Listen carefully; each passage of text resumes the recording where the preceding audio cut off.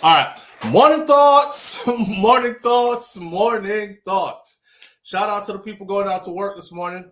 Shout out to the people coming in from work this morning. Extra special big up shout out to the people who work multiple jobs. I have the utmost respect for you.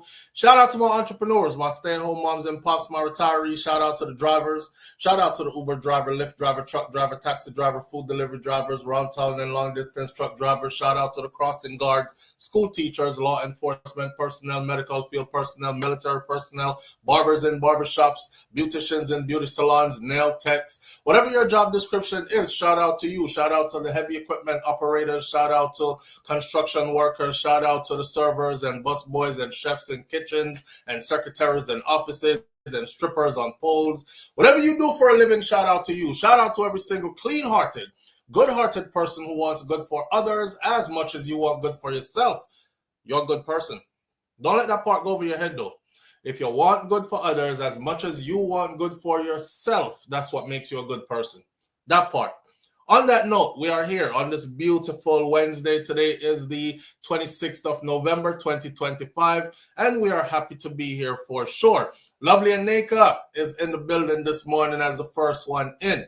Lovely Aneka is my fellow content creator sister. For those of you who are watching from the outside, and for those of you who are in the chat, if you have not clicked her name and subscribed to her channel yet, then I'm definitely giving you the side eye at this point because she's here damn near every day, and I say this damn near every day when I see her. So something must be holding you back. It don't cost you nothing. Just go click on her name, click on her content, and subscribe and come right back. It is really that easy. All right. Sean Cassell is in the building with us this morning. Sean, big up yourself. Thank you for being here. Sharon Spence is in the building with us. Thank you for being here. Weird. Why is everybody saying Happy Thanksgiving? Tomorrow Thanksgiving. Come still Aneka say like nothing like up like turkey out like turkey this morning. But I've seen some other comments saying Happy Thanksgiving. I'm sure we not reached Thanksgiving yet.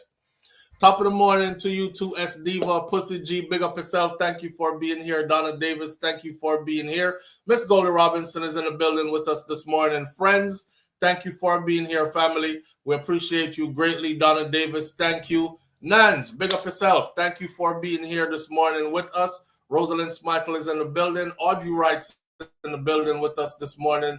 Thank you for being here as well. Audrey said, people, hit the thumbs up button as you enter the live. That too don't cost you a thing. Just hit the thumbs up button as you enter the live. We appreciate you greatly for the people who do hit the thumbs up button. Anthony Vaz is in the building with us this morning, bigging up everybody who is in here as well. Raddy's daughter is with us this morning. Thank you for being here. Big up yourself. We appreciate you greatly. I'm looking for a couple of names. Winston Gale is in the building with us this morning. Thank you for being here this morning, friend. Patricia Jackson is here. Thank you. UK Tuned In is in the building. Senior Sexy is in the building with us this morning. Thank you for being here as well. Charlotte's Law is in the building with us this morning as well. Simon G, big up yourself. Denise Sparks is right there. Denise, big up yourself. Thank you for being with us this morning. Penals 123 is in the building with us as well. Thank you for being here. Stacy Ann, thank you for being here. Karen Notice is in the building. Thank you for being here. Stacy Chin is in the building. Stacy Chin, big up yourself. Thank you for being here. 563 all the way from the UK. Big up yourself and big up our UK family. Marilyn Grant's also here with us. Grace James, thank you for being here this morning. Dorothy T is also with us this morning. Thank you for being here. Mistress B talks health and wellness with a twist. I don't know why YouTube changed up the name. She is now Mistress B007. Thank you for being here this morning. We appreciate you greatly. My sister Brummel Wright's in the building with us this morning. Thank you for being here. There's some new names here. They're like Gigi Ramiki. Hope I said that right. Thank you for being here this morning. Thank you for joining the family. We appreciate your presence and all them good things there. I ain't going to call out any more names. If I didn't call your name, you already know what it is. It's still love and respect. You might have came into the chat a bit late. I just ran down the whole list of who is here now inside of the chat. Tomorrow morning, we might do a free open chat for everybody, just because we're feeling thankful, right? And we want everybody to be that way. Usually it's up to the people whose names are in green, though, if they want to share their chat outside of the day, one designated day that we normally give. This live this morning is going to be a short live. Usually, the day before Thanksgiving, my mom does a whole lot of cooking. My mom used to own a restaurant right here in Florida, and she still cooks like she cook for a restaurant load of people. Even though she cook from her yard, she have like professional grade stoving and all these things. So anytime she cook, she just cook and give away food because she just love cooking. But she don't like frying fish. So guess who ends up having to fry the fish? Fry the whole heap of fish. It is I. Right? So today is going to be that shopping and frying and preparing and all these other things, which I'll be gladly doing. So my house gets to smell like fish, while your house don't smell like fried fish. That's one of the reasons I don't like frying fish in my house, because the smell lingers for days after you're done fry the fish. You fry fish Saturday, you walk in your house Sunday, and you're like, some smell like a rancid pum pum in here. I don't know what that smell is. Oh, we fried fish yesterday. Yeah. So that's what's going to be happening today. I got a lot of running around and stuff to do. We're going to cut it short. I was going to take the day off, but I couldn't take the day off. So much happening and so much to talk about. I hope everybody here is in good spirits, regardless of what might be going on in your life. And if you are truly blessed and feeling like it, then give God the most high praises and thanks. All right? Kai kuda wasara. A whole heap of people have it way worse. Right? Why don't you fry it outside?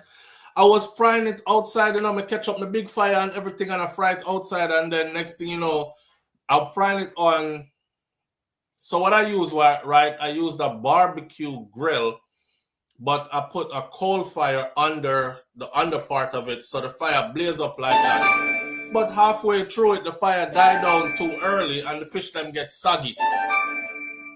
Live on the air with SouFLo. Good morning. SouFLo, good morning. How you doing, man? I'm a good family. How you doing? Well, I'm in Jamaica. I fight patrol like crazy. What, y'all all over the place? Which part? I'm in Jamaica and I go vacation. I'm not going to rent a car. I'm going to have to go pay people from 10 car. I sight as much and I miss some of them. Jesus Christ. I mash up a car. Why? Yeah, man. I be a patrol me outside, man, and I only can't sight so much. Ja. And so the road them mash up. Right? We live in Florida. Like where you live in Florida. I mean, I say, Andrew Holness can't get one shock. Throw some asphalt tonight and give some man to go and drive around and patrol them. So nothing on go on. Yeah, they want a whole Andrew down here. Almighty God. They want to warn them, I feel them, brother. Yeah. It's them have to combine them, I film them. Yeah, man, I film them, man. Yeah, then the film administration in charge, man. I say a public negligence, brother. I neglect the people, because with them amount of whole, I try to live like me say. I mean, nothing like this now in the whole of America. No way. My God. Bad. Mash up from the hurricane, different from how it did mash up before, right? No, man, I left some of them about 3-4 months ago and they're still there, man. Before hurricane come. Before hurricane. Ja. Yeah. And the next thing I want to touch upon is the trade man in there. Remember one little youth where they said the Chinese are going to take over and, the mechanic thing? Yes. The trade man down there, I have a man I work for my brother. I'm coming I check out the house and oh God Almighty, the trade man down there, them come like them have to go back to school. Grade school, them turbulent teeth, them wicked. I have to come in and do the work myself and pay them for doing that. Yeah, man. And that's why we are losing, bro. That's why we are losing. The man them down here, the whole of them are the same. The whole of them, none of them are different. The electrician, the plumber, the tile, and the whole of them are thief. Same. And them not change. Yeah, they don't change the mentality, them are thief. A man charged me for tile in my house. And I tell him something, go tile in tile over the tile. Now the whole of the tile, they blow some tile over. You know what I'm saying? Them kind of thing, man. Charge me for put on door and door jam. I have to come down and take it off and do it myself, but the door can't close. Damn. I tell you, brother. I'm going to listen to you, sir. If you can elaborate on it, but, if anything, I'm going to give all the brother number and shout him out to make put it on blast. Because I'm a thief, man. All right, my brother. But me hang up and go and listen. All right, manners. Manners, yeah.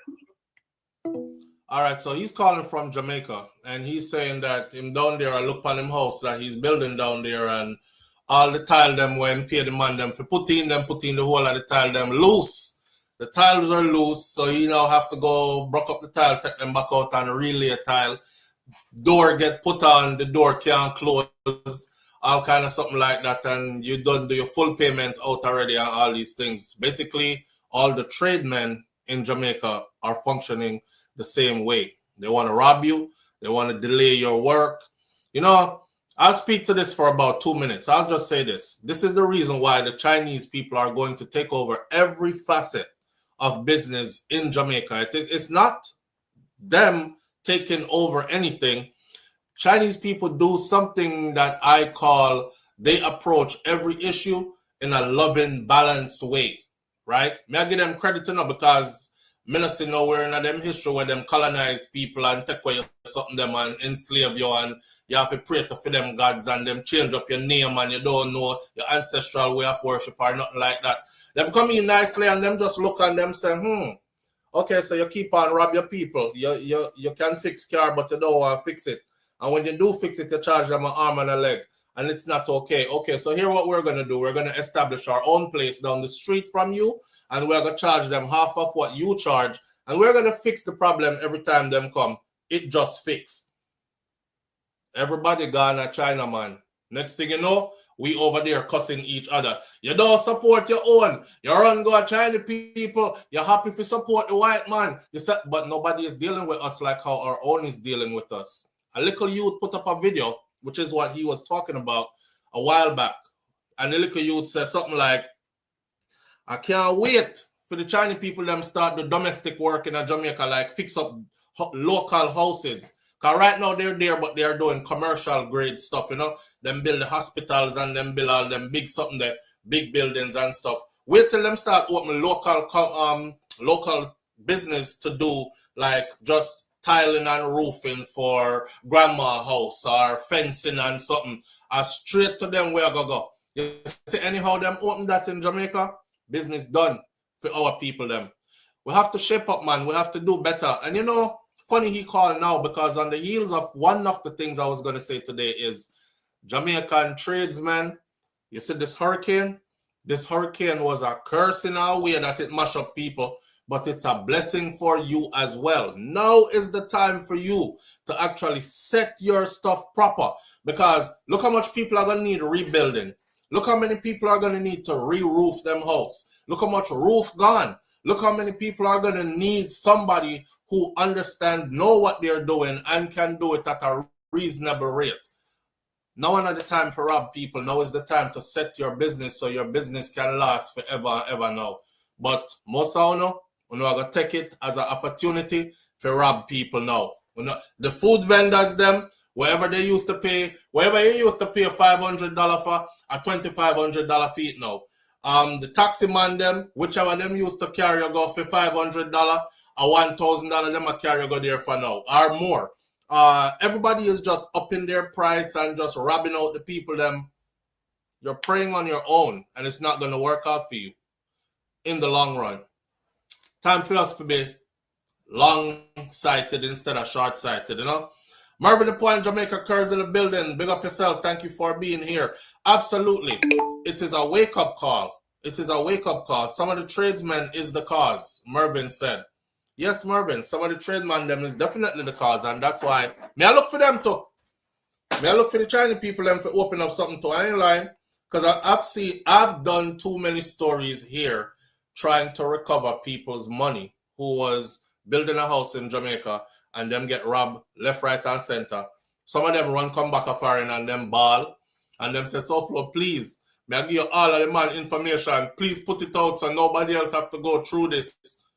And a lot of these people come highly recommended by other people. That's why them trust them. And them still rob the people them. As long as you have a fly out date. Well, you know, come to Jamaica too often. You say, no, sir. Last time I come down here, was 2021. They must say, what? And 2025? Okay, so you probably not come back for your next 2-3 years. All right, me can't take 2-3 years to do the work. But you're going to pay me upfront for the whole thing, though. And they find ways around doing what they do and rob you up. And somehow the need for us. I don't even know what to tell the consumer. I don't even know what to tell the consumer, because you go with highly recommended people, you still get robbed. You go with licensed people who are bonded and certified and all that, you still get shabby, frigged up work. So I don't know what to tell y'all. We're in a pickle.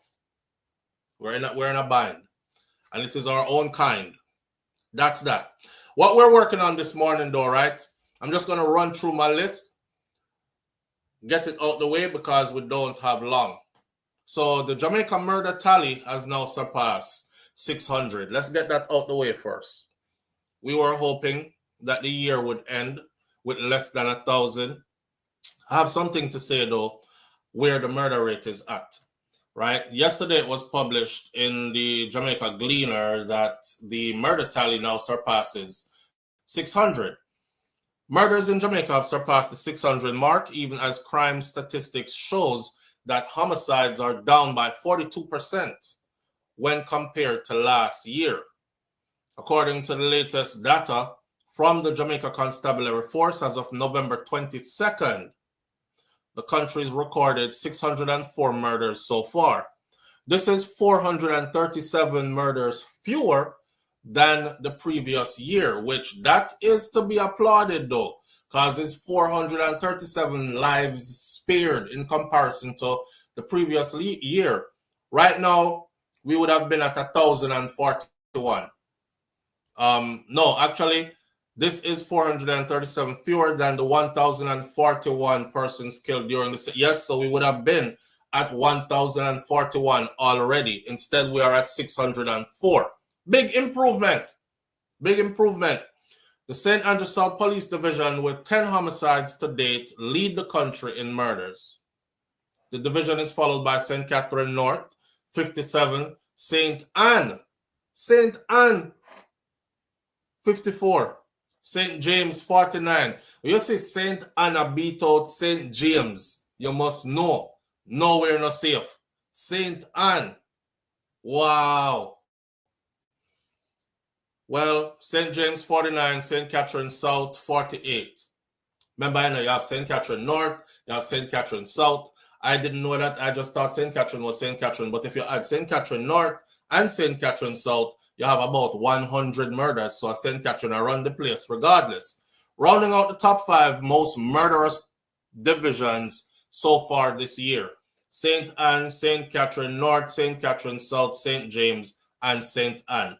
Top 5 most murderous divisions in Jamaica. I would never peg St. Anne to be.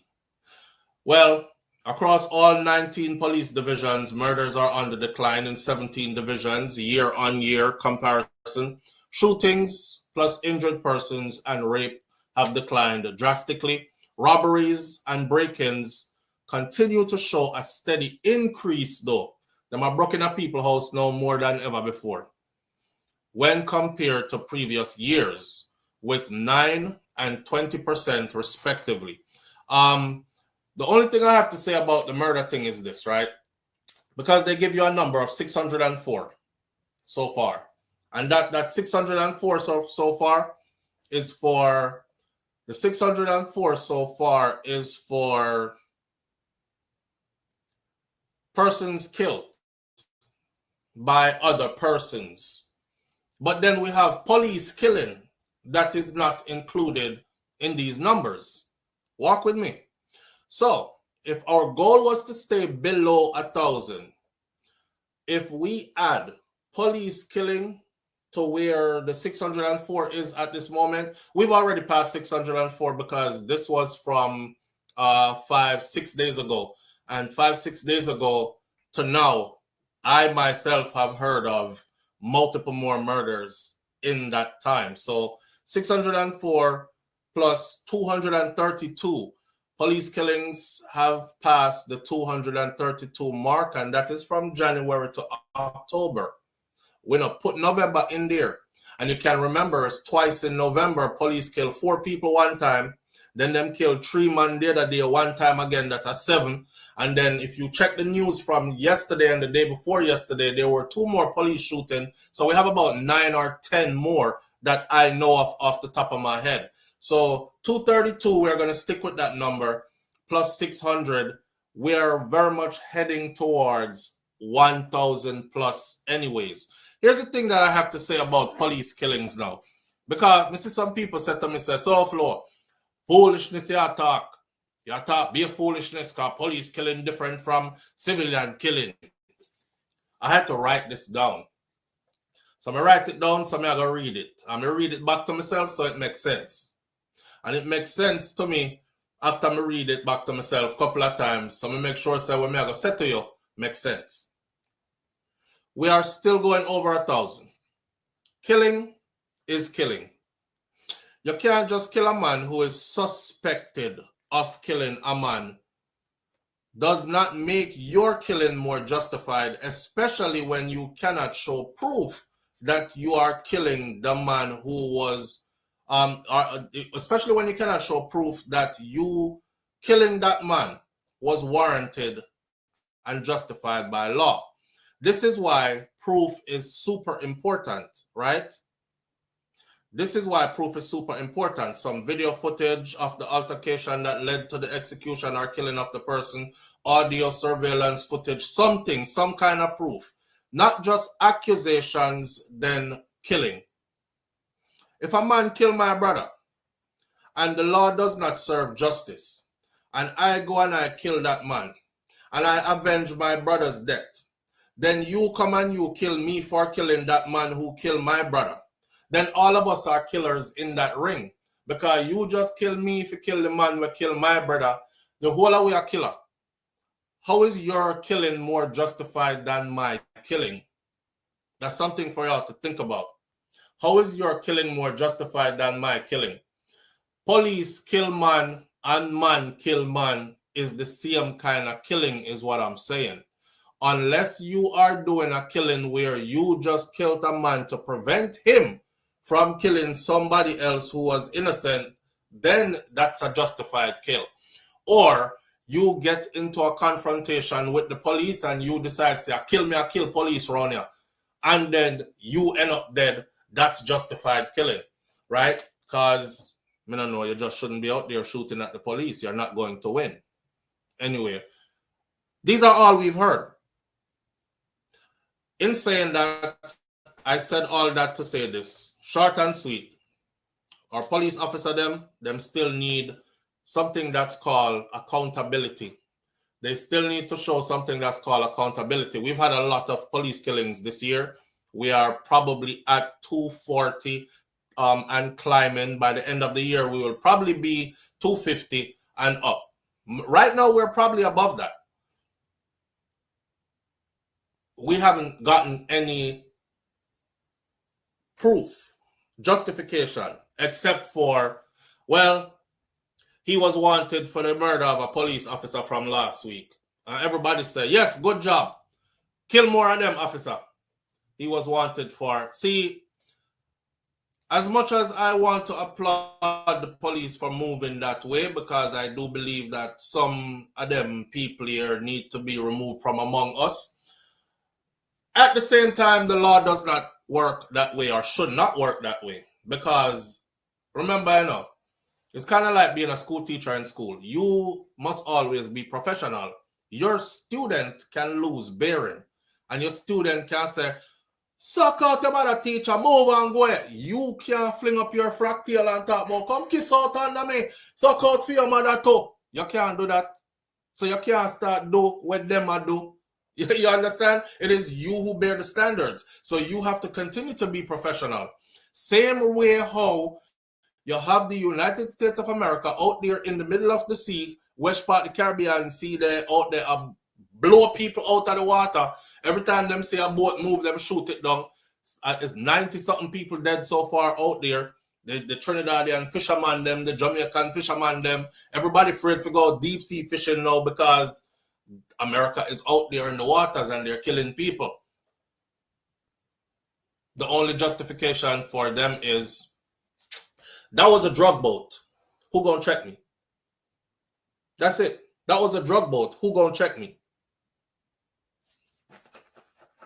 And you're like, I thought it worked like you draw down upon them.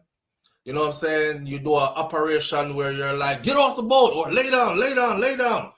You get some man on the boat, them search the boat. Aha, we found it. 400 kilos of cocaine. You handcuff the man them, you put them on your boat. Now you have prisoners in custody and you have proof of what they were doing. And then you take them to a court of law and you give them 1 million bajillion years in prison, justified. Or if they're shooting at you from the boat, then you shoot back after them, justified. You just look and just see a boat that go through the water, so you say, shoot. Boom! People disappear. Body out there in pieces. It was a drug boat. See, we can't operate like that. We can't operate like that. And it's the same people who be calling for the US to be more transparent and to have proof when they're doing these things. So we are use the same method and a call for some proof and some justification when y'all are doing those things too. We've heard this year too much. Yeah, man, a shootout, him shoot off away and we kill them, you know? And that's it. Like, we need more than that. To be honest with you, sometimes I would like for them to carry in some of the suspects. Remember the other day when the youth them picture got released and I said, I don't want to put the picture up here even though we got it from early in the morning, because what if later on during the day them say the wrong person does and somebody was just being vindictive circulating these youths' pictures? Me no want people that say, SouFLo, you have the poor youth them picture them up there. Police, we kill them, you know, take it back down. Of course, we found out later that those were the guys. But I beg them. I say, you go turn in yourself. Go find a pastor, go find your mother, go find a lawyer, find somebody, walk go to the nearest police station, turn in yourself, because I kill them, I go kill you after this. Once they put you up and say you are wanted, worse if you're wanted for killing a police officer, you got dead. And that was 2 police officers killed at once. The youth them turning themselves. And no said the youth them turning themselves, they were like, you lucky frigga, you're turning yourself. You see, if you did get one more last day, we know you did there now, youth. Get one more day. Pine box, you hear that? Grum. I would like for them to start bringing these people in. Some of them. Bring them in, man. I'm bringing your proof. And then make we see the proof. And make we see them get sentenced. I know that when that gun is in front of you and you're wearing a uniform and you have the government backing you, it's kind of a powerful position to be in, because you can slap away a life and just, you know, justify it easily.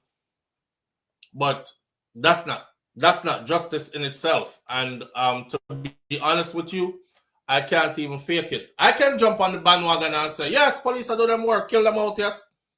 But if I'm to be realistic, truthful, this is how innocent people get killed. This is how people who don't have nothing to do with nothing get killed.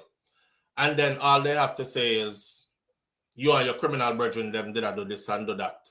And we just kill him. Like, show the proof. And once you show the proof, and some dummies are going to take this video and say I'm undermining our police officers and their work. I am not. But you know, the idiot people them will always try to twist whatever you're saying to suit their own narrative. Whether it's for views and likes, or it's for the people who don't like you to come gather in their congregation and talk about a frigga and foolishness. No one wants to live in a world where police can just murder you and just say, well, you know, we didn't want him for one of our officers them that got murdered 2 months ago on Pine Street. Yeah, we believe he was the one that did it. And everybody go, okay, good. Good job, officer. On to the next one. Like, there has to be somebody who says, him they wanted for a police murder. So how come they never put out a wanted poster for him? Police murder and never put a wanted poster out for him? Wow, I find that strange. But okay, what intelligence do you have that says he was the one that did it? Make we see it. Make we see Wait, say he might one will do it. When I see him on video over there in the area at the time, like what when I catch him with the gun and the gun match the ballistics of the gun will kill the officer. Like what was it that said he was the one? You can't just allow them to just shoot and just say, yeah, they're guilty. If that's the world you want to live in, then you are setting up a scary ass world to live in. I mean, I tell you this, then I'm moving to the next topic when I have long this morning. If you Jamaican people feel like say you're doing justice by jumping on that bandwagon, you have to demand that the hard work be done now, my friend. Every generation come and we set it up for the next generation to come. I'm telling you right now, if that's what you're doing, you're not setting it up good for the next generation to come. Soon you will be old. Most of we here are gone from earth soon, right? Well, not so soon. Not so soon. When I say soon, I mean like a couple more decades from now. In the meantime, we will have fostered in and approved a system of shoot and don't ask no question and shoot and don't show no proof needed, murder them. That's what you will have fostered in. And this is what you will be leaving behind for your grandchildren and your grandchildren's children to come grow up in. You have to demand that the hard work be done now. A police job is not an easy job. It's not a shoot and I don't care kind of job. That is what makes it hard. It's hard because the police has to abide by the law. It's hard because the police is the standard bearer. It's hard because the police has to set the precedence. It's hard because the police has to remain ethical at all times. Anytime them go over that, they are no different from the gunman where them just kill.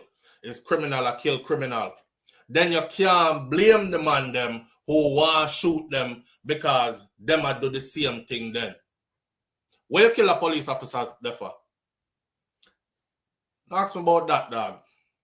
I don't like police. You hear me? I say, all of them for dead. You see, one time you hear a man say that, how is he different from a police officer when us kill off some youth? And when you ask him, well, why you kill the youth? Him say, well, him think say him kill the one of the officer them. There's no difference. There's no difference. Our police officers cannot afford to flex like criminals. They can't, because there has to be a straight up and down the line separation of both. Has to be. We have to demand that. You know what I'm saying? And then once we have that, then we know, say, yo, I'm riding with the police all day. Because our police, them, I want to get to that place where our police are fully accountable. And we know, say, every killing is justified. Because they're bringing their proof and they're saying, listen, I know you didn't think I want a good little boy. But see it here. Take a look at it, Granny. See it there? Yeah, him wasn't singing and no choir today.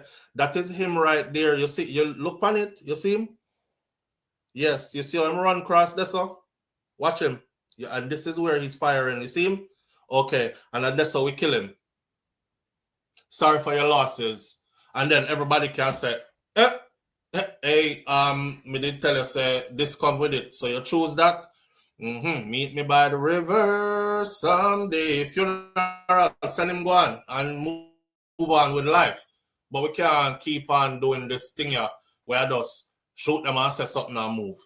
It's not gonna work. So our numbers for the year kind of misconstrued in my eyes because they've separated the police killing number from the amount of civilian killing numbers. And because most of the police killing has not shown proof, think about this, you know. Most of the police killing them have not shown any proof as to why them kill them people there. Me thinks that them there should have been writing at the numbers with the civilian killing them. And if that's the case, then we are about to repeat a number that we have done before, which means there was no improvement. We still are kill at the same level that we've been killing at. Right. Well, that is that. We're going to move on to our next topic and keep it rolling. Darty T says, who is policing the police? Lord, when I miss, me I forget me a little bit. Audrey, you alright? You don't miss nothing. Or watch it back. So we're moving right along into my next topic. I don't know if y'all have been paying attention, but the government leading JPS. The government is lending. Jamaica government is about to lend JPS, which is Jamaica Public Service, which is the people who is responsible for light. And more than light, they are about to lend JPS billions of dollars to go towards their restoration efforts. Now, if you don't know what is going on, let me fill you in real quick. It was recently announced by Darrell Vaz and the rest of them that they are going to not be continuing with JPS under the current contract that JPS have, or those same terms and agreements. Things have to change, which a lot of Jamaicans started getting happy because they started saying, damn, are they bringing in a new entity which would rival JPS? That means a JPS, if them sell it for $100 and the new entity are sell it for $80, the people them have a choice, them can go over here. So, because we all know that JPS are rape out the people them financially for the longest. Whatever they say is what you pay, and some people, them light bill high like from Yasoto push part, Jesus slippers rest. But nothing ever comes of it. You either pay it or you get disconnected, so you have to pay it. This is what happens when somebody has a monopoly over a system, complete control, which is the position that JPS has been in for a long time now. Well, the government of Jamaica will now lend JPS. This is after saying that they are getting rid of JPS under those terms. They never say JPS are going to leave the country altogether, you know. Them said the current contract they are on, them can't continue like that. So them are going to renegotiate the contract. And of course, if JPS wants to stick around, they will adhere to better terms. Watch this. We're going to get into all that, Audrey. Watch this. The government will now lend JPS $2.3 billion.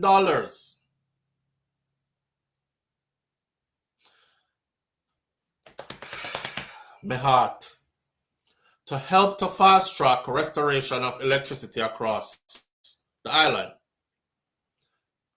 Just so the maths is done for you, we are talking about 150 million US dollars. 150 million US dollars. This was announced yesterday by the Energy Minister Darrell Vaz, who was speaking in the House of Representatives. Recently, Permanent Secretary in the Ministry Carol Palmer revealed that JPS asked the government of Jamaica to extend its current license, which is supposed to expire July of 2027. But because the hurricane passed, them I said, well, we're going to need more time than that to clean up the place and get you all back on grid and get everything situated and get everybody all right. So extend it, please. But give a little money for help with it. In order to help the Light and Power Company secure financing for major restoration work in parishes that were heavily affected by Hurricane Melissa. However, the government had indicated to JPS in July that there would not be no automatic renewal of its licensing under the existing terms. Usually that license would be automatically renewed, I believe, after every 10 years. This time, because the government has an option to not automatically renew, they have exercised that option, or they have said that they were going to exercise the option. JPS was put on notice. May I give you some more in-depth information in a minute. Darrell Vaz then told the House that JPS had stated that without the extension, which would give it access to credit, the earliest it would be able to restore power was about April or May of 2026. Without the extension. So you have to go extend we if you don't want the work done. Vaz said that the JPS had requested a 15 years licensing extension. Yo, any extension to the existing license which expires in 2027 without fundamental changes would be a broken commitment to this minister and this government based on our position stated to the Jamaican people prior to July. That's what they told the people them right around when election time did come. You see them high JPS bill the way up here. We're finally done with JPS now. The people them say, Ray! Yeah. Vice said that the loan to JPS, this 150 million US dollars loan to JPS will have a 5-year term and that the interest rate is to be negotiated. He said that the loan will allow for 300 overseas linemen workers along with specialized trucks and tools arriving in Jamaica in the recent weeks of December.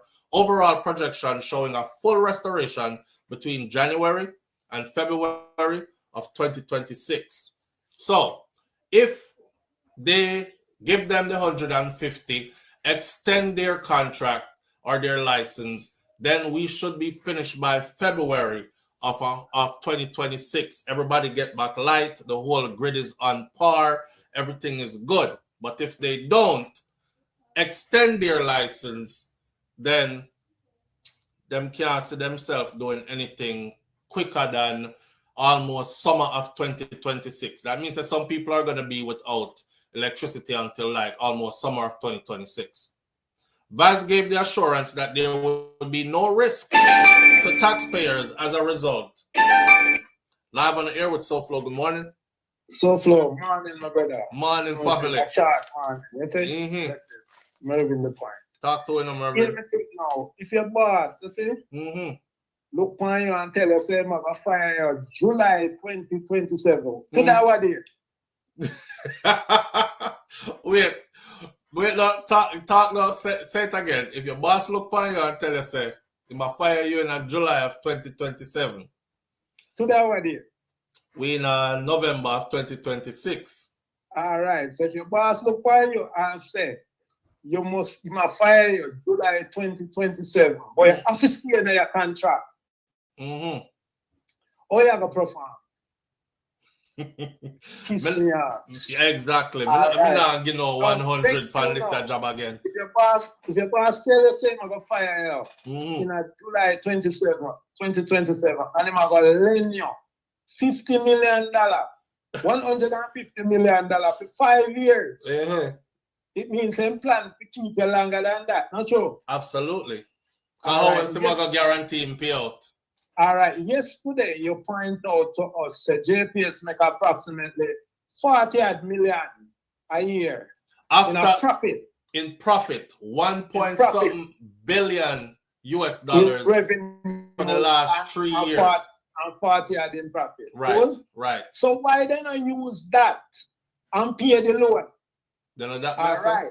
So the next part of me depend. Since the government are going to take up our taxpayers' money, are we a JPS biggest customer? JPS now have no other customer. But Jamaica. So, yeah, other than Jamaica. So here what we are saying now, if the government take up our money and lend JPS, we don't want to go so. Because as a real negotiator, we want something for our 150 million. Absolutely. So here we are going to implore the government, float a bond, make Jamaica nationalize JPS. You get me? JPS now with money, you with something. Because when we go to bank, the bank will host and carry a cycle. As I said, collateral. Yeah, collateral. So here we want piece of JPS as the collateral. We're going to get into all that. All right, my brother. All right. Said short, enough said. All right, my brother, manners. So, just so everybody get a full understanding, him say what is important is to indicate that in any scenario the government is protected. So them say, scenario 1 is the 5-year loan which they have the option to pay out in 2 years if a new license has been agreed upon, which would allow them to raise capital, new capital based on new license. And secondly, if that negotiation is not concluded, then the government has already indicated in the letter that I wrote to the government would make arrangement to acquire their assets, which means the funds that will be owed will be taken out of any disbursement. This I want to need for know right also. Put your ears this way. This is going to take you about 5 minutes or less. All right. The Jamaica Public Service Company Limited, or JPS, it is the only electricity utility company in Jamaica. As a single buyer, it owns and operates Jamaica's transmission and distribution networks as a monopoly. Them own everything over there, so. And also owns a significant share of electricity generation. Originally, it was founded in 1923, this company, as a private company. JPS was nationalized in 1970. In 2001, it was privatized again, and it is now owned by Marubeni and the Korea Electric Power Corporation, with the government of Jamaica holding a minority stake. On the 1st of July 2025, the Jamaican government formally gave JPS their notice that its intentions are to not renew its licensing under their existing conditions. As of 2024, JPS annually sells over 3.3 TWh of electricity to 701,670 customers in Jamaica. Jamaica, like Mervyn said, is their number one customer. Them not have nobody else. Them run Jamaica. So in the early 20th century, here's some lesson for you. In the early 20th century, Jamaica had several small regional electricity companies. JPS was not always the only one.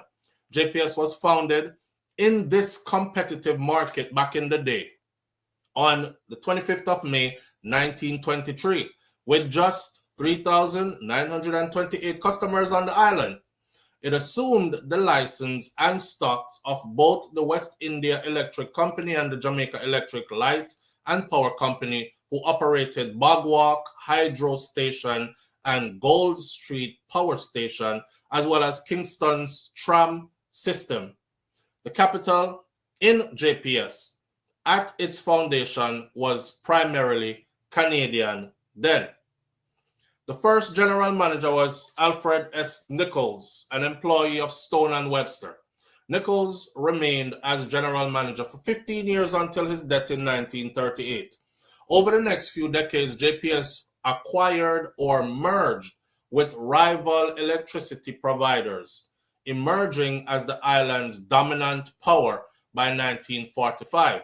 In 1966, its dominant position was recognized by the government in the form of the first all-island electric license. This was when Bustamante, under the JLP, gave JPS complete monopoly over Jamaica's system. And when they did that, all the others folded because, well, if they have complete monopoly over the system, it simply means you can no longer operate here legally because it belonged to JPS through a deal with the government. So them have to sell off all them stuff to JPS and leave the country, or take all your stuff and come out of the country. Either way, JPS will be running the show from then until now. That was in 1966. Its dominant position was recognized by the Jamaican government in the form of the first all-island electric license, which granted it a formal monopoly. Shortly afterwards, in 1970, JPS, now nationalized by the government of Hugh Shearer, this new status quo persisted for 31 years until the government of PJ Patterson privatized the firm in 2001. Now we got on PMP as part of a program of national economic and fiscal reform. The Jamaican government sold an 80% stake to the American Mirant Corporation for $201 million US. I would have liked to know where that $201 million US went. And like I said, JLP, PMP, I don't care. It got privatized by under PMP. Again, PJ Patterson is when it got sold for 80%. So when you hear them say, Jamaica not own nothing in a JPS, and most money made in JPS goes out the country. So Mirant sold its 80% share to the Japanese firm Marubeni in 2007, along with the rest of the Caribbean holdings, for about $732 million US. Marubeni's in turn sold half of their stakes in 2009 to an Emirati firm. After 2 years, they exercised a clause to divest, with the Korean firm ultimately taking over 40% share for another US $285 million. So, as of 2025, JPS is owned by Marubeni 40%, by the Korean company KEPCO 40%, that is 80%. 19.9% is what Jamaica's government owns in JPS, with the rest 0.01% owned by approximately 3,000 private shareholders. JPS is regulated by the Office of Utilities Regulation, and its activities are governed by the Electricity Act of 2015, and its electricity license was issued in 2016. The current license run until the 8th of July 2027. This is the license they're trying to extend for another 15 years. Scheduled to automatically renew for another 10 years unless the government of Jamaica gives notice by the 8th of July, which is the deadline it says in the contract, by the 8th of July 2025. The government of Jamaica already gave notice at the time they were supposed to give notice, so there's no breach in that contract so far. They already told JPS, we're not going to continue with you like this. So we have to go do some moving around of stuff, right, to benefit us more.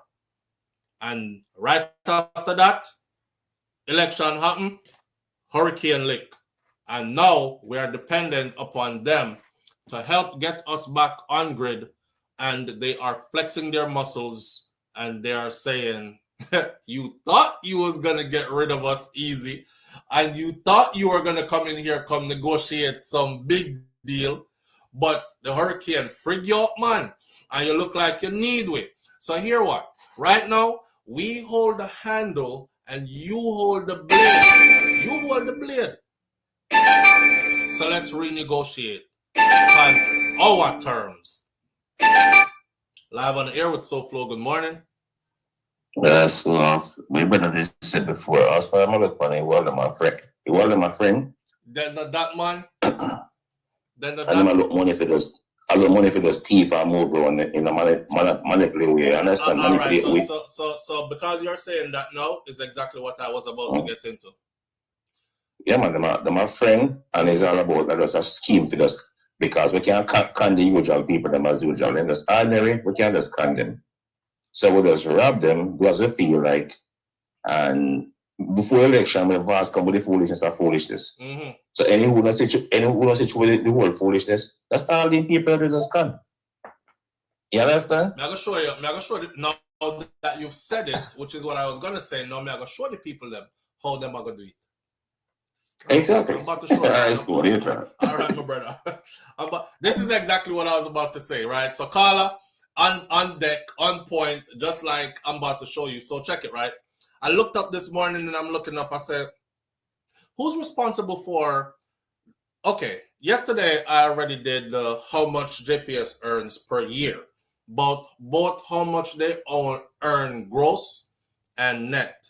How much them earn without paying any bills or anything. Because you know, if you run company, you have employees that you have to pay, you have overhead costs, you know, equipment, this, that, and the other. You have to pay off them there. Then you come to your net. I told you their gross for the last 5 years. Then we looked at their net.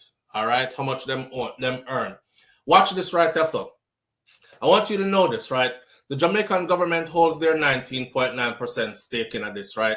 In the Jamaica Public Service Company. This means that the government receives a portion of the company's dividends annually. Let me say it again. The Jamaican government owns 19.9%, which means they receive a portion of this company's dividends annually. A check is cut to them annually. So me I said to myself, say, government is such a broad word. Who get the money annually and how much is it that they're getting? Because what this look like to me now, it look like, say, me, I go lend myself some money. Here's 150 million US dollars for cleanup to a company that I'm invested in, a company that I own percentage in, shares in. That means that me, I go get back the money, some of the money is coming back to me, right? You can't be loaning your own self money. Hey, this is Jamaica. The Prime Minister's wife is the Speaker of the House and also an MP. And she's supposed to be impartial, but she cuss everybody in the opposition party and she fight people for her husband in there. So anything can happen, right? Right. Okay, so me I look on it, and so based on JPS recent financial reports, the estimated annual revenue from dividends is as follows. They go back from 2018 to 2023 here. 2018, $10 million proposed. The Jamaican government got 1.99 million US. 2022, 15 million. The Jamaican government got 2.985 US. 2023, it was up, way up, 33 million US dollars. And the Jamaican government gets a cut of 6.57 million. That's 2023. 2024 and 2025 said to be bigger than all of that. So this is a whole heap of money. If you go back to just 2023, the most recent one, and you're saying, so them collect $6.57 million. Who the hell did that go to exactly? Did it come into like one account and then them split it down the middle and say half goes to the JLP, half goes to the PMP? People, this from my understanding is why it is important to be in the party that is in power. Because if you look at how much the leader of the opposition is being paid, this is all public information. Look at how much Mark Golding earns being the leader of the opposition. His pay is not far from Andrew Holness' pay, and he is the prime minister. So that's like, shit, I make like the same amount that you do with far less responsibility. You know what I mean? Interesting. So if me I make that much money, why would I want to be prime minister? It goes way beyond just status. It goes way beyond just being marked in the history books. It goes to you are in a position for scraping a whole heap of money and put it where you want to put it. However y'all want to take that, that's fine. You can take it and do what you want to do with it. If you want to them put it in them pocket, that's fine by me. If you want to them use it on the people to better the country, that's fine by me. But you are in position because that's who the money goes to. So the 2023, they got 6.57 million US dollars just for that year off of, and every year it's been millions of US dollars off the top for their 19.9% of shares. And they don't have to worry about running that company. They just kick back and collect these millions of US dollars. So I looked up and I was like, who the hell is collecting this money? It goes to the party that is in power. It actually goes to the Ministry of Finances, who exactly collects it and puts it into an account and sees that it's there and manages it there. And that now would be Fable Williams, which is a woman, and she's the first woman to serve in that position. But before her was the brainiac, Nigel Clark. And Mr. Nigel Clark was the one who would collect all that money annually and throw it in our account somewhere and spin it and turn it and whatever else happens there. Just for you to have a stripped back understanding of how this works. So, lending JPS 150 million US, scrape 19% of that off at the top. They're getting that right back in them own pocket. Right there, so. And JPS will have to then go ahead and do what they have to do with the rest of that money. But like my brother said earlier, Mervin said earlier, if your boss is going to fire you or terminate your contract, why would he want to give you a 150 million US dollar loan shortly ahead of terminating your contract? It don't make no sense. That kind of tells me like they have no plans on getting rid of JPS either, right? So whatever negotiations need to be worked out to keep them around, consider it worked out. JPS is in the position now to negotiate, to push out them chests, for run the place, because Jamaica is in a position now where we're on our knees right now. We're on our knees right now. Yeah, getting paid all that money to do nothing, shaking my head. Well, that's how it works. The Buffalo Soda says, why does the other party leader get a big paycheck? If a person loses the U.S. presidency, I don't believe they still get some pay. Yeah, the leader of the opposition party who is the leader of the? First of all, we're not America, right? And that's one thing that we constantly do, is we constantly compare ourselves to America. We're not America. Our system is set up differently from America. Of course, we try to imitate America in a lot of things, but we're not America. That's first. Why the opposition party leader gets a fat check? I can't answer that question. I was wondering the same thing. I thought there's no way you're getting paid. Live on the air with SouFLo. Good morning. Hey, morning, SouFLo. How you doing? I'm good, family. How you doing this morning? Not bad, you know. You know, I'm just figuring out a while ago. I figure out a way to make Jamaica better things. And I know how.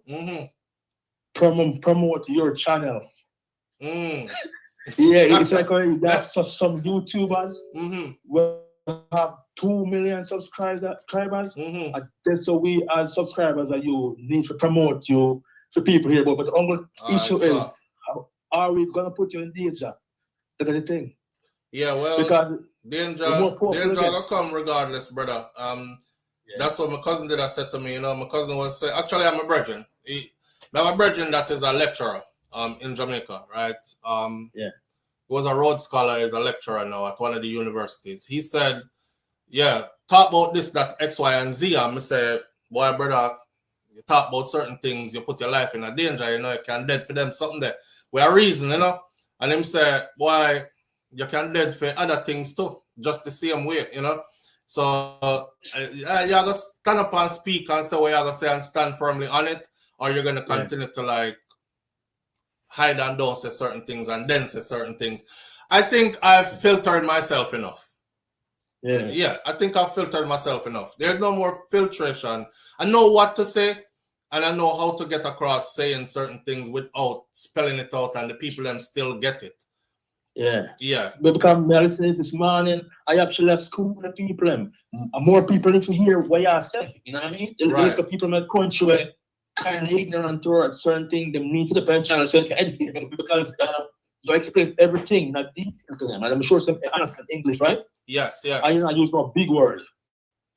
You know what I mean? Some of you said, we can help Jamaica's subscribers. I have to go on every post and say, go watch SouFLoTV. Any way we can.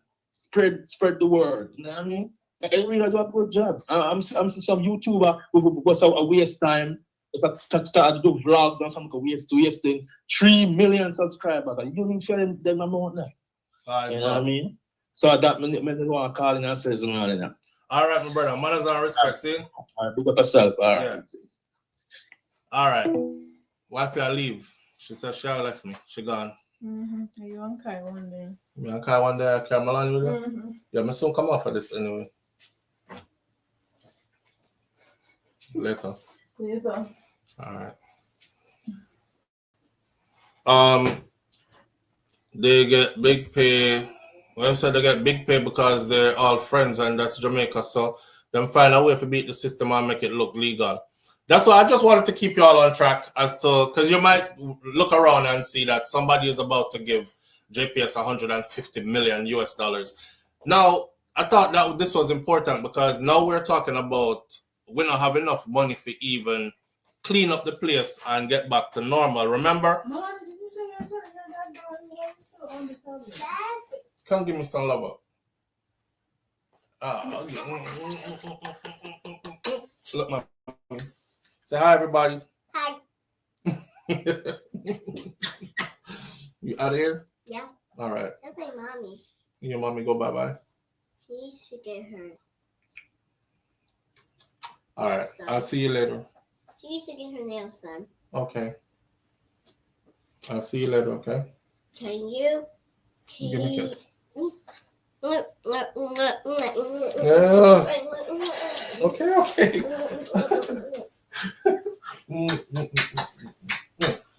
Go, grab your tablet and go. I'll see you later. Papa, you okay? Yeah, my son. Where Papa there, babe? In the room from my bed, playing his tablet. Okay. Love you. See you later. All right. All right. Yeah, I just want everybody to be aware that this thing is happening in a time when we're like scratching and scraping for money, like how we're gonna put Jamaica back together again. They're balling that is gonna take about $9 billion US, and you know, here we are. And where's the money going? I'm the person who said keep your eyes on the money. Where's the money going? Hopefully, no. I don't think it's wrong. Let me finish by saying this so I can move to my next topic. I don't think it's wrong that they're going to, well, me think it, me don't know about wrong or right lending them 150 million when you are possibly going to either terminate your contract or negotiate different deals or better terms to the contract. However, knowing that you own 19% of who you are about to give 150 million, I'm not no great mathematician, but if I should ask Siri or Google or what is 19% of 150 million, don't call me yet. What is 19% of 150 million? The answer is 28,500,000. You see that? 19% of that 150 million is 28,500,000. We're talking US dollars here. So, give you an example of the magnitude of this money. The United States of America gave Jamaica $12 million first in donation, cash, by the way, towards our efforts after the hurricane to get ourselves back together, and then they came back and gave another 10 million. So 12 and 10 is 22. And just from this one deal alone, Jamaica would surpass that because they would be pulling in 28,500,000 US dollars. Now, my thing is, where is that $28,500,000 going in a time like this? Because if it's going to the reconstruction efforts and recovery efforts, then good move. But if it's going to some people pocket, then that's bad. That's bad. That's bad. But we're going to leave it there, so food for thought. All right. We're at 9:44. We have another topic to move on to, and we're going to move on to that topic right now. Extradition link is loading, should be the last one. Just to put this out there before we get to that, Mark Golding has been sounding the alarm lately. And for the people who are PNP and JLP and all this, I would want for now to be a time when we as Jamaican people can hold hands. When we as Jamaican people can put the fragrant foolishness aside about partisanship and political affiliation and party colors, and we are just Jamaicans right now. We are trying to get Jamaica back on track. As far as I'm learning, they held a press conference yesterday where they aired out Andrew Holness for Mark Golding basically said, Andrew, ignore me. Ignore me. Andrew does not answer Mark Golding's calls. He does not speak to him. Them don't plan nothing together. They don't work on anything together and have never done so since whenever till now. And that's where it's at. So there is no bipartisanship, anything happening. It is solely the Jamaica Labour Party and their leader, which is our Prime Minister, who is running the show and who is doing everything by themselves. Now, according to this right here, Mark Golding said that opposition leader Mark Golding has accused the Prime Minister, Dr. Andrew Holness, of not taking on board the opposition's input on how aid distribution and rebuilding in the aftermath of the Hurricane Melissa should go, right? Him no want to hear nothing, not even a sentence from him. Him not take. Mr. Golding was speaking during a PMP media briefing on Tuesday morning. Mahiri Stewart had the story shot out to Mahiri. One by one, the PNP slate of MPs from Western Jamaica decried what they call inadequate and politically motivated response from the government to Hurricane Melissa. These are all the MPs from Western Jamaica. They did a conference, they did a press briefing where they came out to publicly let it be known that our Prime Minister and his party is still acting very partisan when it comes to the distribution of aid and when it comes to involvement in the cleaning up of the place and getting people back the help they need and getting us back on track. So the people who are not complaining are the MPs that wear green, that are from the JLP party. Remember I said to y'all, I said this is going to be a 4-term loading strategy because for one, Jamaican people are very short-sighted, a lot of them, not all of them. So they normally look at who give them something. I've already heard them saying, which part of we MP them there? We not see none of we MP them a come give we nothing. We not have no water, we not have no food, we not even get 2 tarpaulins to put on the roof. And I see other people in a for them constituency, I get food and water, everything regular. This is already turning the people against their PNP MPs because they're in a desperate situation, right? And all they're thinking is, how come all the JNP constituency them, for them MP them and take care of them? You can't take care of we, man. But the people don't know that it's controlled by the Prime Minister and his party, purposely using this as a strategy. Starve out the PNP constituencies, make all their MPs look bad. The next time an election come around, everybody are going to say, me I vote for who give me something now, who me see I take care of them people. Me not vote for no again, because me remember when Hurricane Melissa strike, and my house blow away when they had no food. None of them couldn't help with. It's a strategy, guys. It's a strategy. So the MPs raised issues from insufficient funds being allocated to concerns about public health in their sectors. You know, a whole heap of dead animals still about the place. Whole heap of, you know, now there is an outbreak of leptospirosis and all these other kind of illnesses going around, etc., etc. We not getting enough efforts to help us clear pathways and clean up garbage and help with people them get back to somewhat normal. But we see the JLP constituencies moving forward with a big smile on their face. Opposition leader Mark Golding is specifically concerned that politics is coloring the recovery efforts.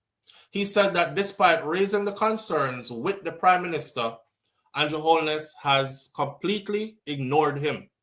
I heard him say, I reached out to him. I even reached out to him on WhatsApp multiple times. and he has ignored every one of my attempts so far. And I said, damn, isn't that messed up that you're the leader of the opposition, but you have to reach out to the Prime Minister through WhatsApp? The opposition leader says that the Prime Minister's recent announcement regarding the establishment of the National Reconstruction and Resilience Authority, or most of you have been hearing a term called NARA. That's the National Reconstruction and Resilience Authority. Mark Golden is saying the NARA needs to be clear and transparent for all. In that framework is how we will clean up the place and move forward and rebuild stronger. And you can't have NARA and don't have the opposition party on board. Mr. Golding says that he takes note that the Prime Minister's failure to highlight what the opposition's role, if there is any at all, in this NARA framework. He's not talking to you, sir. That means not included. Them a build back stronger without you, your MPs, and PNP constituencies. But aren't these people still Jamaican? Should they not be a part of the rebuilding and the building back stronger efforts? He went on to say that the opposition's involvement is needed in order for the rebuilding process to be depoliticized. That is only common rotted sense. The opposition's involvement is needed in order for the rebuilding process to be depoliticized. Because if it is not, that means that if PNP not involved in it, then obviously it's a political thing. And obviously the Jamaica Labour Party and their chief in charge are flexing on, something this, and we are going to run it how we want to run it. And nobody else not involved. And them are going to get what them get when we give them what them forget. And that is that. Don't look good. It don't look good. But I'm just delivering the news so everybody stays on track as to what is taking place in the country. We saw it happen before, soon after the hurricane passed, and it is still happening now. And I still have not changed my stance because I saw Dr. Dayton yesterday. What my phone there?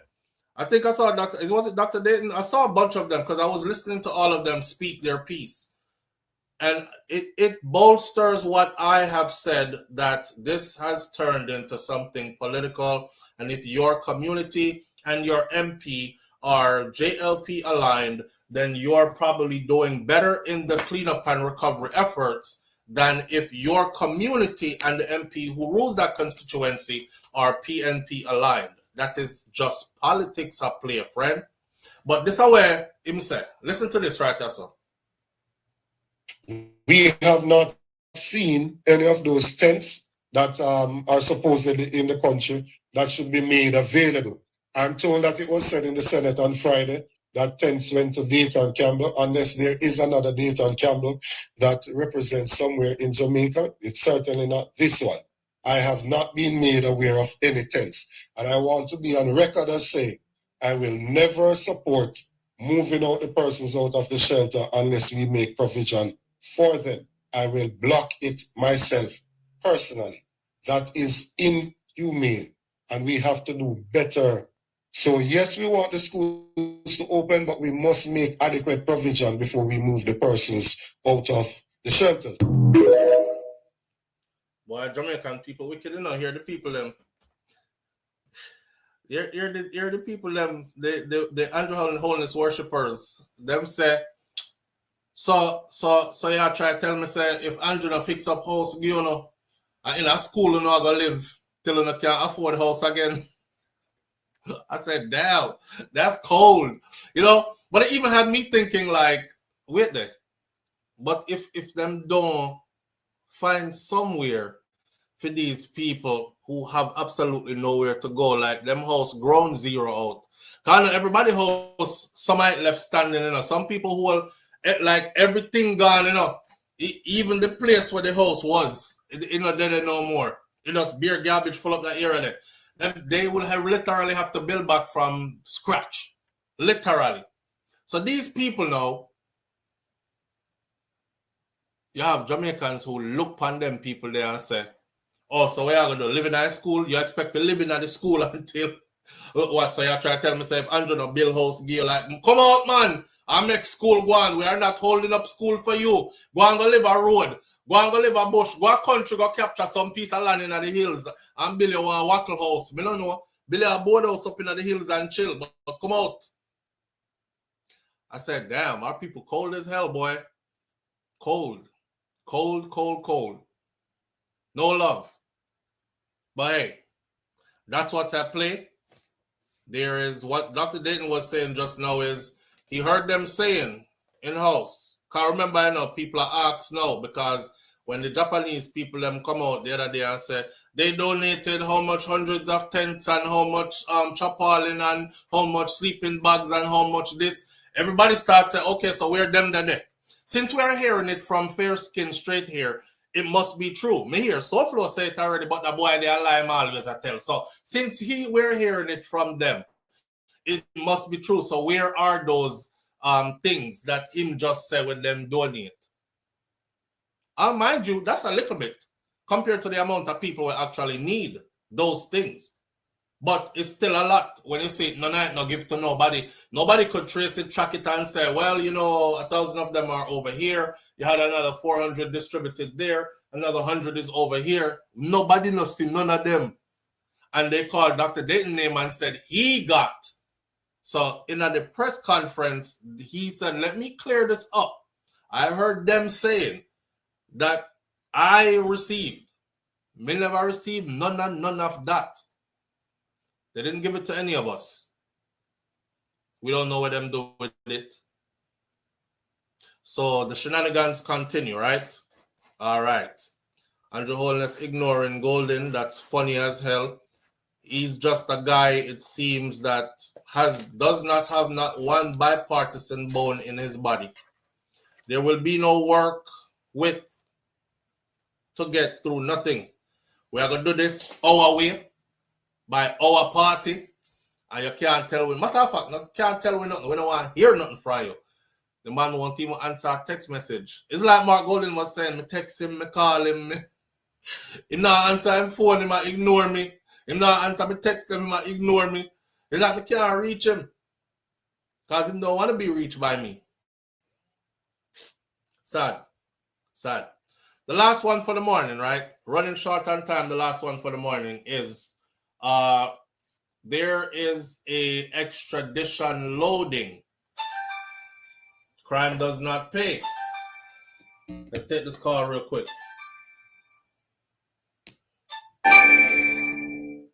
Live on the air with SouFLo. Good morning.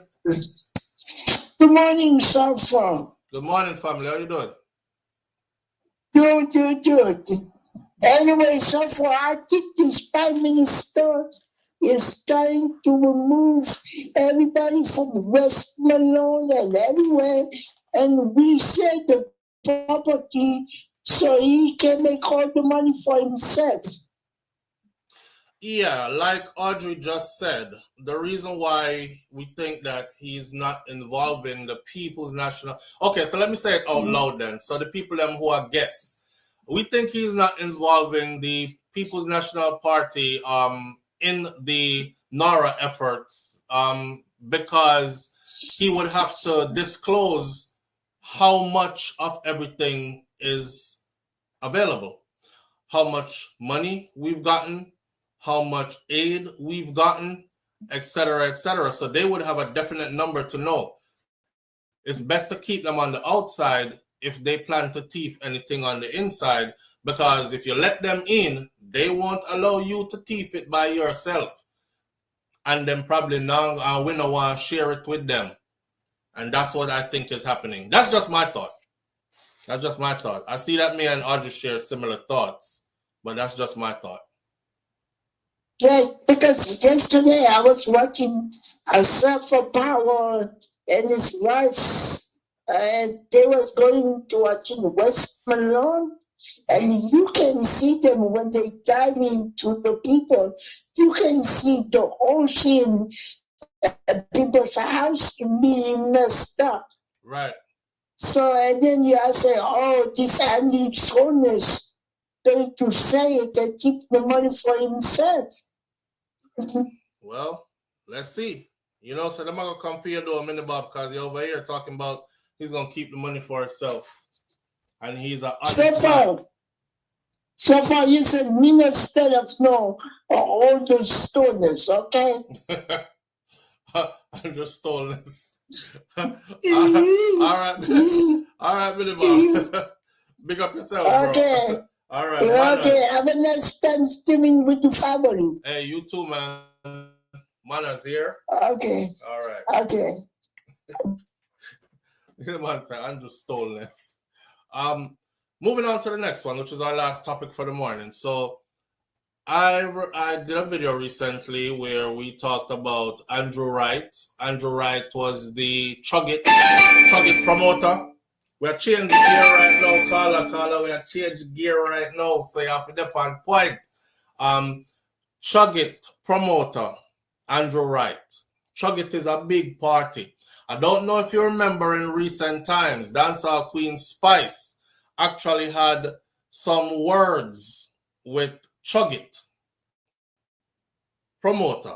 I think it was something along the lines of they tried to make her look like she didn't want to come perform for her audience and then pay her money and she never show up or something. So she took to social media with her receipts like she does and she make them know, say, I know me, I know my fault, it's them. And you know, the way you're spinning this and trying to make, well, that same guy and these same people. I said this is the first time I've seen somebody in Jamaica who used to work in government and who is in a position of power get so much years in prison for fraud. He was recently sentenced to a decade in prison in Jamaica for fraud. But there is more to this story. Extradition is now loading for 3 more persons who is said to be a part of his ring, co-conspirators who ran away to the United States of America when or other places in the world when it got hot. I've been told that is in the US. Them there. Them run come to the US and things did get hot at Jamaica. Well, they won't be able to get away because now the Jamaican government is going to be working with the US government to extradite them back to Jamaica to face charges. For those of you who don't know what InSports is a government entity in Jamaica that is charged with and was created for, but they've been around since 1962 or 73, something like that, but they've been around for a long time. They are charged with the responsibility of grooming athletes. You know, nowadays when you use the word grooming, it's so friggin' creepy because we've gone into creepy times. But grooming athletes meaning like they would procure these athletes. It is their job to see talent in young athletes from them their primary school. And you say, yo, the youth here are going to be something special, you know. One day I feel like them can actually be our next Usain Bolt. So them lock on Pana youth you know, and them start to funnel money into whatever institution that youth or that team plays for and nurture them. So them go from basic school to primary school to junior high school levels over into professional sports and then eventually running and representing, or not just running, but other forms of sports, football, anything else, the nation. So that is what InSports is. A lot of money goes through InSports. A lot of money goes through InSports. So if you're working at InSports, you're handling a lot of money depending on what position you are in at InSports. Yes, like Oblique Seville. Absolutely, Raddy's daughter. Exactly, like Oblique Seville. So, extradition proceedings have now been set in motion for 3 more persons living in the United States of America who the Jamaican law enforcement officials say they were key players in this ring that stole the government agency Institute of Sports, or InSports, stole hundreds of millions of dollars from them. The three are said to be closely aligned to the former InSports financial controller, who also, his side job was a party promoter. And if you know anything about Chug It, and I forgot what the name of the next party is, these are huge parties that take over the whole town when time them do them party. So who was on Friday sentenced to 10 years and 7 months at hard labor alongside two others who were accused are permanent legal residents of the United States. So them did have a green card.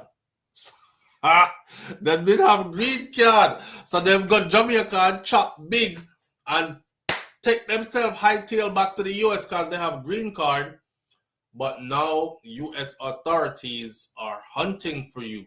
According to a Jamaica Observer source who spoke on conditions of, keep my name silent, don't say me said this, the three were suspects from the onset of this investigation. They have been on the radar since 2017 into the $222 million fraud scheme, but they had not been charged yet. The source said that the Financial Investigations Division, or FID, they will be taking steps to seize all and any assets that Wright has and his co-convicts O'Neill Hope and Rudolph Barnes, what they acquired through their criminal conduct. They made a lot of money with Chug It. They made a lot of money with all their other party adventures. But the problem is, I think it's wrapped up in Chug It's money. Not Chug It, I think it's wrapped up in InSports money. Because from what I understood from doing the first video is, you know, when you put on a party and the bar never sell off that time here and the ticket them never did too go good or something like that, and you take some money from over here, so if make it facilitate over here, so and then you plan to take it back when you get your profits from here and put it back over here, but it just never happens, or you got greedy along the way and you just said, boy, I see the X7 2025 edition, yeah, look nice. I think I'm gonna go for that, you know. Since I am the controller of the money at InSports, then I can't get catch. So before them audit we again, me put it back out of my Chug It money. But then you never get to put it back out of your Chug It money, whether it's because adverse weather or whatever happened and your party never make as much as you thought it was gonna make, so there was no money to put back, and now you have the government money where your teeth where you never put back, right? So multiple witnesses were called during the trial, testified that they did not work for InSports, but said that they were given, hold on the caller. Let's take this call real quick. This might be up this alley. Live on the air with SouFLo. Good morning. Good morning, SouFLo. Good morning, sir. How you doing? I'm good, SouFLo. Okay, talk to us. SouFLo. SouFLo, me I call you 4D, you know, 5D, you know, all the topic the way you touch on everything. You leave me like way behind. Really? This is the best channel in the world. SouFLo, you know how much you know I'm having. SouFLo, I'm going to call you back. I'm going to get my topic. I'm going to tell you everything I want to tell you. Yeah? All right, my brother. Manners and love you, my brother. The baby soon man. The baby soon man. Yo, yeah. Alright, so Warren is so unorthodox. Anyway, multiple witnesses were called during the trial, testified that they did not work for InSports, but they said that they were given checks that were drawn from InSports account for paychecks, but them never worked for InSports. And they were signed by Wright, and which his name is Wright. They were signed by Mr. Wright and another individual in authority who was not convicted, well, not yet. They further said that the three individuals that are now facing extradition, they are aware of who those people are. and they definitely played major roles in the thieving of the $222 million. $222 million. According to the source, the witnesses, they would encash and the checks and then give the money to a female employee of N Sports who is believed to be among the 3 people who are now facing extradition proceedings. If the check was written for under $500,000, the witnesses were given $10,000. These are employees. But if the check was written for more than $500,000, the witnesses were usually given $15,000 for each one that they encashed. Persons gave statements to say that sometimes they got the checks and it would be the other 2 individuals who are in the US now, who are 3 individuals to be extradited, who would take the check to them. So they know that they're a part of it. One witness said that she worked at Wright's private residence and she was paid checks that were drawn from InSports account, and she did not work for InSports at any time at all. The investigation would have unearthed that he used InSports funds for his personal business and his personal life. Last Friday, Wright, the promoter of popular entertainment events like French Connection and Chug It, was sentenced to 10 years and 7 months at hard labor. His co-convict Hope and Barnes were sentenced to 5 years and 9 months, and the next one was 3 years respectively. Wright, Hope, and Barnes, they were in September found guilty of conspiracy to defraud, acquisition, use, and possession of criminal property, engaging in transactions involving criminal property and larceny as a servant. I must say, I am very surprised that Jamaica actually uphold this conviction here. Surprised. Because nobody could point to me anybody else who has done or who has gotten 10 years in prison for a white-collar crime, especially somebody who was the head financial person at a government institution. These charges arose after an internal audit led to an investigation by the Major Organized Crime Division and Anti-Corruption Agency. We don't know MOCA already. If MOCA depend on your case, yeah, you're in a problem. And they found that InSports was defrauded a total of $222 million between 2010 and 2017. They went back and looked in the books and they were like, okay, time to bring charges. Me know say when you start thief the money there in 2010, you never think that 2025 you'll go to prison for it.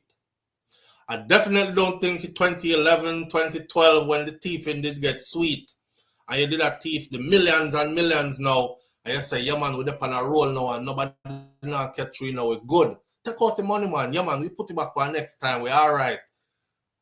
You didn't think that 2025 would come around and give you 10 years and 7 months or 9 months in prison at hard labor. Wright, who had been arrested in 2013 while challenging InSports on the grounds that he had been wrongfully dismissed because, listen, InSports fired him, you know. InSports fired him. InSports said, look, you thief out the money, we're going to terminate you. So they fired him. The man carried InSports gone at a court. You wrongful termination, I'm suing you. So now it looks like, according to what the law is saying, you thief the people their money, them fire you, and you have the nerve to carry them go to court and be suing them. Knowing say you did thief the people their money, you should have just go on about your business, dog. So Wright was arrested in 2013 while he was challenging InSports on the grounds that he had been dismissed, and he was found guilty on 13 counts of fraud by Justice Anne Marie Lawrence Granger in the Home Circuit Court in downtown Kingston, while Barnes was found guilty on 11 counts and Hope was found guilty on 8 counts. Although Wright through his legal team, argued that Chuggett was responsible for his profits. When you see me, I live a nice life. I live nice life because I Chuggett. I'm not living nice life because I was stealing the money out of InSports money, right? They wasn't buying it.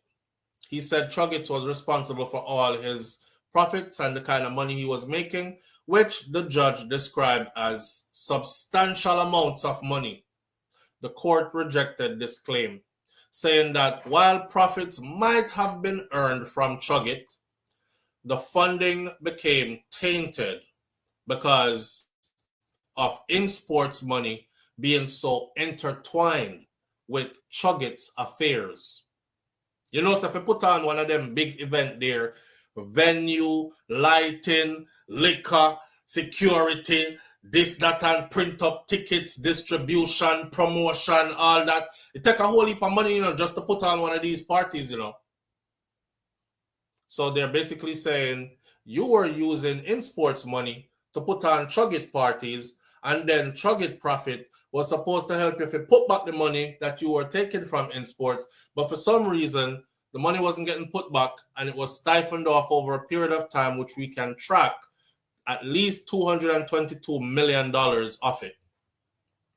Granger mentioned testimony given by one witness, Jacqueline Evans, who said that she had been employed by Wright to work during Chuggett's, which included cleaning, food preparation duties. She said while Evans officially earned a salary of $30,000, she was also made to cash InSports checks as well. And everybody had talk because them no one go to prison with him.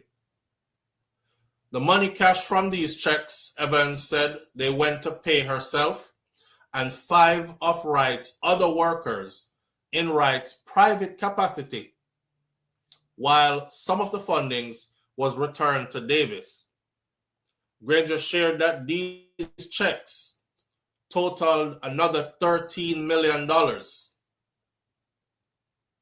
According to the trial judge, there is a strong and inescapable inference to be drawn that Wright purchased property in Jacks Hill, St. Andrew, and a 2013 model year Audi vehicle in 2013 using in a 2013, them a track him a go back, you know. They see how long he might do this. And the properties that he purchased in a Jacks Hill, you know, just go look up real estate up a Jacks Hill flat, right? In Jacks Hill and a 2013 vehicle Audi in 2013.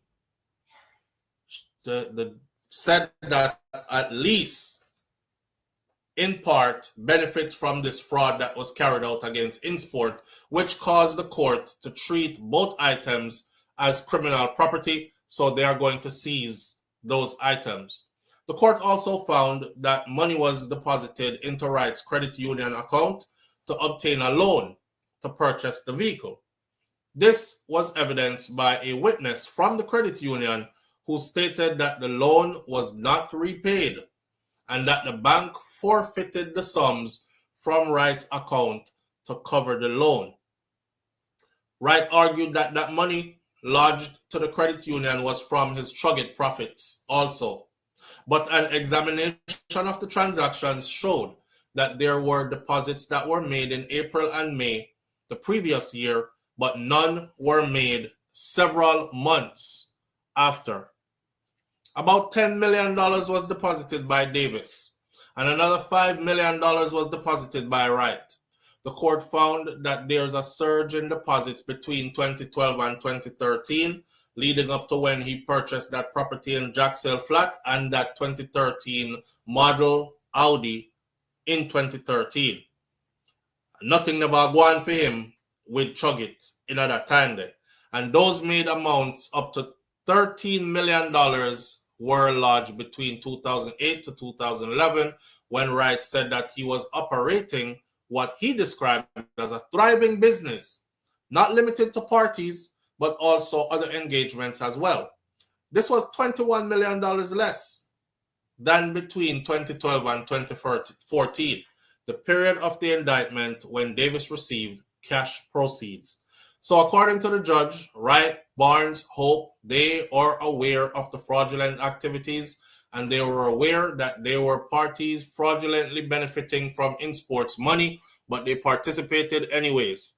Granger said that the courts also found that Barnes authorized fraudulent invoice of individuals who claimed to have done work for him and were entitled to be paid, although there was no proof of any work to be found, the work that was described. Like I said, I'm paying John $500,000 to finish putting on this roof. But when them went and checked, that roof was put on 5 years ago, and nobody named so never worked on the roof, and the roof has not been touched since, right? You get catch. The court also found that Wright approved and signed off on several payment vouchers in the capacity of a payment officer and approved payment of checks in the names of persons who did absolutely no work on behalf of InSports. Attorneys who represent the men have indicated plans to appeal these sentences, the judge's decisions, acting on the instructions of their clients. Attorney at law Isaac Buchanan and Alessandra LaBeach represented Wright. Isaac Buchanan was Wright's attorney, and Wright lose him case and get 10 years and how many months? Yeah, Roddy's daughter, Jax Hill, and the normal type of money up on them place them, my friend. Well, InSports is a state entity that is responsible for, among other sports-related duties, organizing various competitions as well, youth development clinics as well, and equipment donation at the grassroots and primary school levels. It, like other local sports bodies, receives its funding from the Ministry of Sports. InSports was established in 1978 following the merging of the Sports Development Division and the National Sports Limited. Makes it a government agency that is supposed to find talent and nurture talent through our school system, and hopefully we have these help to create or facilitate the creation of the next Shelley and Fraser Price, Elaine Thompson Harrah, Usain Bolt, and so on and so forth. The next Sherika Jackson, that kind of stuff. And out there, so them did that thief all the money from. So they got hit hard.